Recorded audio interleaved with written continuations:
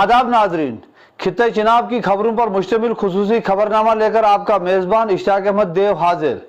पेश है अहम खबरों की शह सुर्खियां। बरत बगला के इमाम व खतीब पीर गुलाम हुसैन का इंतकाल, आज बाद नमाज ज़ोहर हुई तदफीन। जिला कौंसलर डोडा व रामबन के इंतखाबात, इंतजामिया ने लिया तैयारियों का जायजा।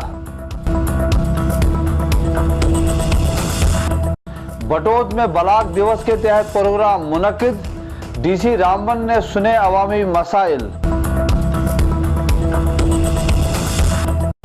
और आफात समावी के तहत डोडा में प्रोग्राम, आजमाइशी ड्रिल का भी हुआ इनेकाद।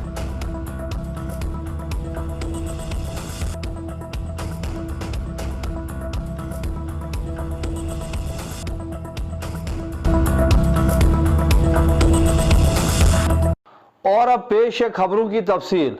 डोडा के मशरिकी इलाका बरत बगला की मौजूद सियासी, समाजी व मजहबी शख्सियत पीरजादा मोहम्मद हुसैन अलमारूफ पीर हफीजुल्लाह को आज बाद नमाज ज़ोहर आबाई कब्रिस्तान में सुपुर्द खाक किया गया।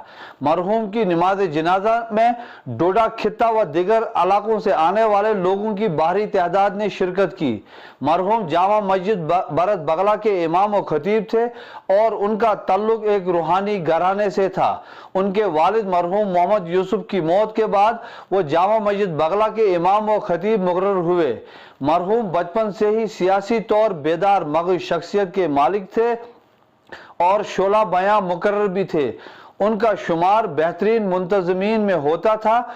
जामा मस्जिद बरत बगला की तामीर और साथ में एक तालीमी इदारे का क़याम उनकी मेहनत का ही नतीजा था। मरहूम हिकमत में भी महारत रखते थे और दूर दराज इलाकों से आए हुए लोग उनके पास तिब्बी वजूहात के लिए भी आते जाते थे और रूहानी फैज़ से भी मुस्तफीद होते थे।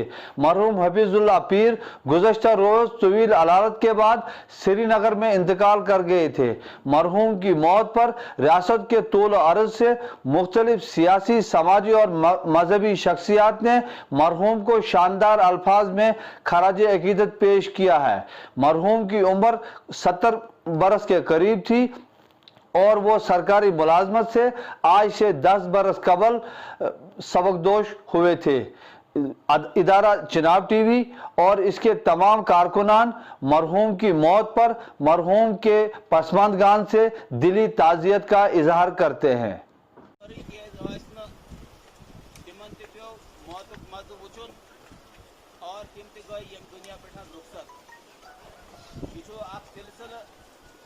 मौत जिंदगी हुंद युस अल्लाह ताला हन कायम छु कोरमुत यस जमीनस पेठन और अम गर्दशुल कोरमुत कायम अल्लज़ी खलकल मौत वल हयात लियब्लुवकुम अय्युकुम अहसनु अमला, ताकि वो छु तोय मदन कुछ छु रुत अमल करन वो बेहतरीन अमल करन वो। ये वक्त थी का मौत गसन छे और ऐसी जनात खतर जमा गसन का नौजवान का मौज भी का पनु रिश्तेदार यो दफन छिन आसन इस कारण लगमित दुश्मनी जायन चाहे इस जनाजा सो पछ वचन रसूलुल्लाह सल्लल्लाहु अलैहि वसल्लम फरमामुत छो येल तो अपने पेठन मेत त्रायु त्रे मोच मेत कस त्राव तम वक्त ऐ सैर रही याद अश पड़न तम वक्त मिनहा खलकनाकुम तम पछ बे मेत मोट तुलन बे त्रावन अस कब्र पेठन। आने वाले जिला कौंसलर इंतखाबात के हवाले से आज डिस्ट्रिक्ट इलेक्शन ऑफिसर डोडा, डिप्टी कमिश्नर डोडा सागर डी डाइफोर्ड ने मुख्तलिफ रिटर्निंग और असिस्टेंट रिटर्निंग ऑफिसरान के साथ खुसूसी इजलास के दौरान इंतखाबात के हवाले से तफसीली बातचीत की। उन्होंने कहा कि जिला के तमाम 14 हलकों में 8 मरहलों में पोलिंग होगी, जिसके लिए 697 पोलिंग मराकज कायम किए गए हैं, जिसके लिए हतमी नोटिफिकेशन जारी होने वाली है। इजलास में दीगर जिला ऑफिसरान और इंतखाबात से मुंसलिक ऑफिसरान ने भी शिरकत की।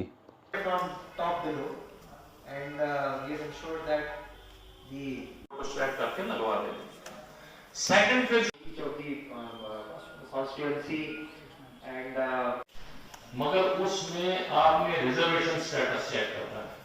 जिला election officer Ramban, deputy commissioner Ramban doctor Nazim Zia Khan ने आज रामबन में आने वाले जिला कौंसिल इंतखाबात के सिलसिले में मुख्तलिफ रिटर्निंग ऑफिसरान व असिस्टेंट रिटर्निंग ऑफिसरान को दी जाने वाली खुसूसी तरबियत के लिए शुरू होने वाले 3 रोजा प्रोग्राम का इफ्तिताह किया।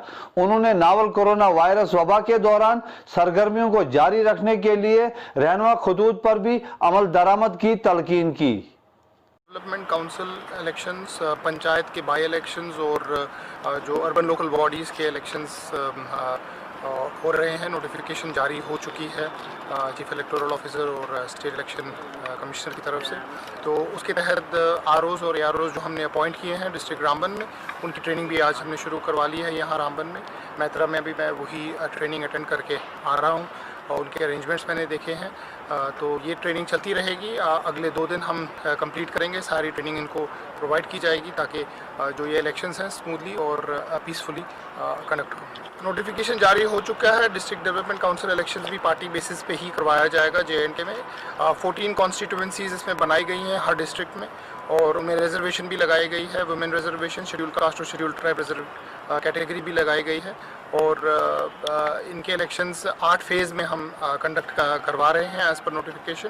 पहला जो फेज़ है वो 28 नवंबर से रामबन में शुरू होगा और लास्ट फेज़ जो है 19 दिसंबर को ख़त्म होगा। 22 दिसंबर को हमारी काउंटिंग है। जैसे अर्बन लोकल बॉडीज़ के इलेक्शंस हैं, दोनों पार्टी बेसिस पे किए जाएंगे। तो अपील की जाती है सारी जो पॉलिटिकल पार्टीज़ हैं जो हमारे इलाके में एक्टिव हैं, वो इसमें भरपूर हिस्सा लें और जमहूरियत को आगे लाएं।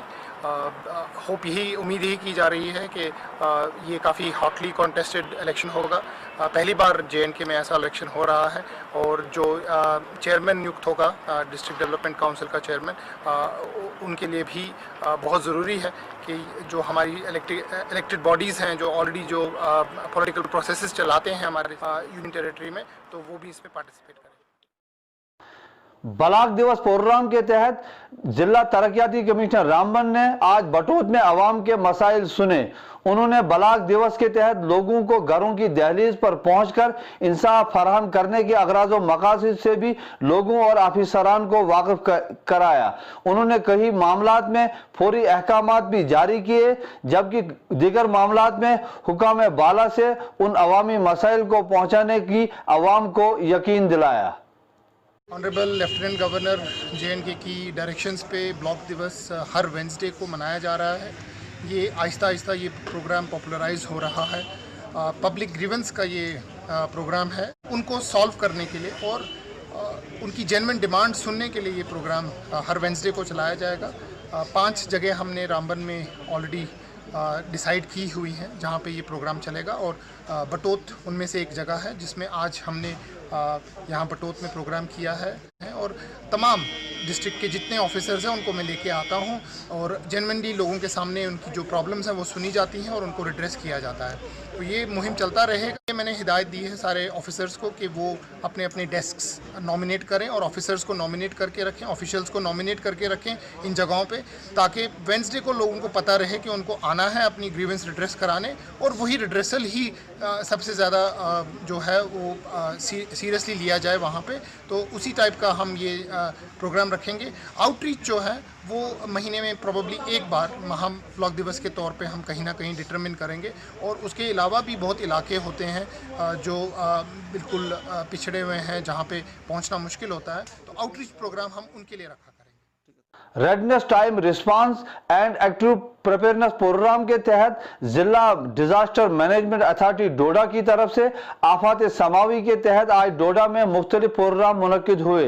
इस सिलसिला में स्पोर्ट्स स्टेडियम डोडा में मॉक ड्रिल का भी इनेकाद किया गया, जबकि गुज़श्ता रोज टाउन हॉल डोडा में खुसूसी मालूमाती निशिस्त का भी एहतमाम किया गया। आज मुनक्किद होने वाली मॉक ड्रिल में मुख्तलिफ गैर सियासी अंजुमनों और रजाकारों ने भी शिरकत की।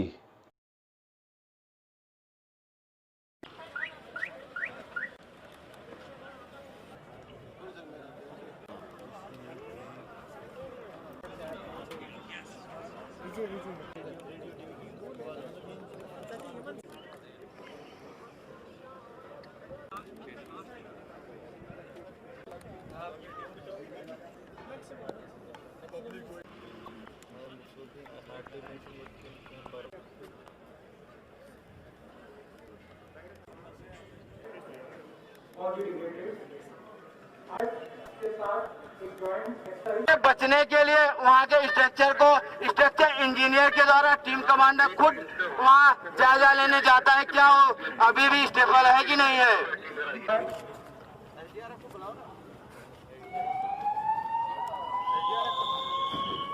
और ये देखिए एम्बुलेंस का शोर, कितने लोग इसके अंदर फंसे हुए हैं।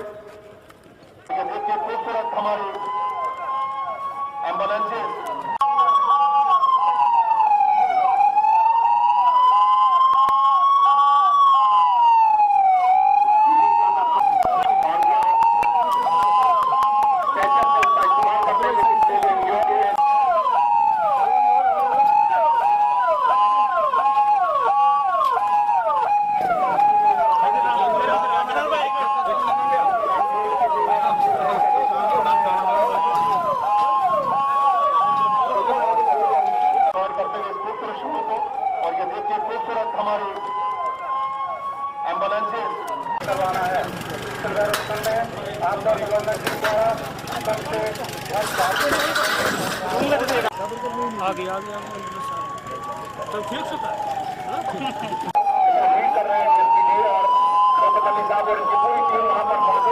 हेल्प करते हैं, वो भी आके काम करते हैं, वहाँ पे रेस्क्यू करने की कोशिश करते हैं।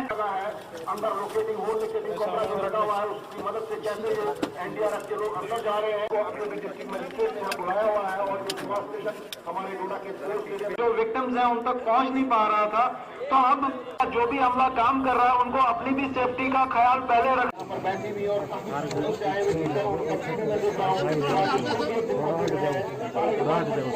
पीछे तक दिखाई देगा, उधर दिख नहीं रहा। उसका पूरा ध्यान रखिएगा। उनके डिप्टी कमांडर भूपिंदर जी जो वहाँ पर रहे हैं, एनडीआरएफ ने अपना टेम्परेरी हॉस्पिटल भी हमारी बाएं जाने बनाया हुआ है। इस तरह से यहाँ पे गोल बना के होनी चाहिए। कहते हैं गिरते हैं शेर सवार ही मैदान जंग में, वो टिफल क्या गिरे जो घुटनों के बल चले। ये वही बहादुर जवान है, जमीन की तरफ आ रहे हैं, जो कि रिश्तों बहुत किस्म का होता है, बड़ा डेंजरस होता है। हाली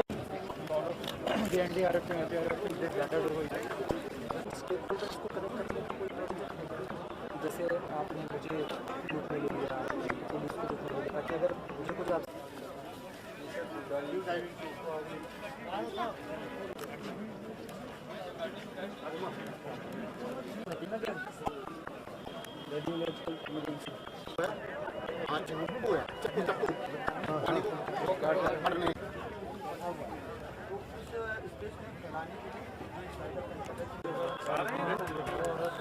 नॉर्मल